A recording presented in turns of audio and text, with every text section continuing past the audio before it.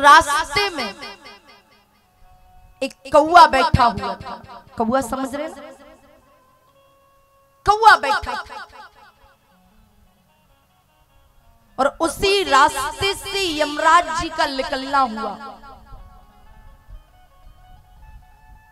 और यमराज की दृष्टि कौए के ऊपर पड़ी और कौए की दृष्टि यमराज के ऊपर पड़ी तो यमराज जी कौए को देख करके हंसने लगे। अब महाराज किसी को देख के यमराज हंस दे या मुस्कुरा दे तो बोलो महाराज फिर व्यक्ति का रोना शुरू होगा कि नहीं होगा?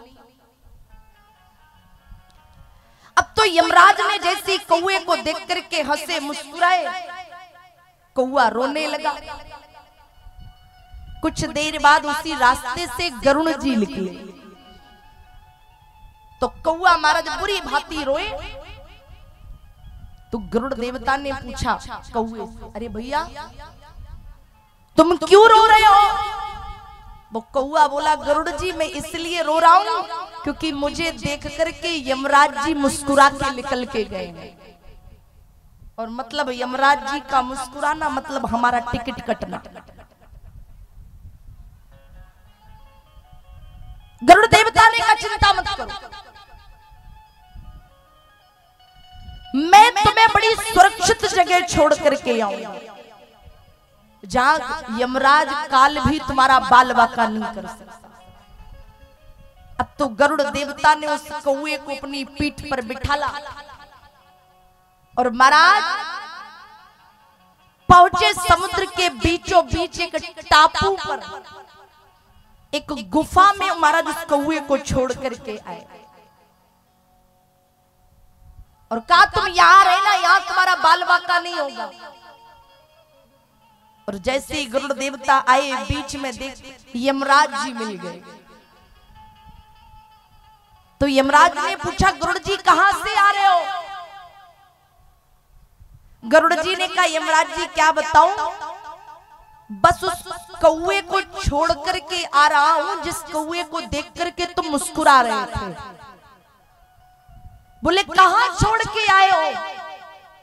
बोले समुद्र के बीच उस टापू पर बनी गुफा में छोड़ करके आया हूं। गरुड़ देवता ने कहा यमराज जी एक बात बताओ, तुम उस कौए को देख करके हंसे क्यों थे सुबह? यमराज ने कहा गरुड़ जी उस कौए को देख करके मैं इसलिए हंसा था, मैं तो उसका भाग्य पढ़ के हंस रहा था कि देखो इस कौए की मृत्यु लिखी है यहाँ से हजारों कोस दूर उस समुद्र के टापू पर एक गुफा है और गुफा में वो एक अजगर बैठा है जो उस कौए को निगल लेगा। मैं तो इसलिए हंस रहा था, ये छोटा सा कौआ वो हजारों किलोमीटर दूर उड़ करके समुद्र के बीच उस टापू पर कैसे जाएगा। मैं तो इसलिए हंस रहा था, लेकिन अब मैं इसलिए हंस रहा हूं गरुड़ जी क्योंकि ये विधाता के अंक है। वो कौआ उस गुफा तक नहीं पहुंच पाता लेकिन तुम उस कौए को छोड़ करके आए, अब उस कौए की मृत्यु हो जाएगी। ये भाग्य है।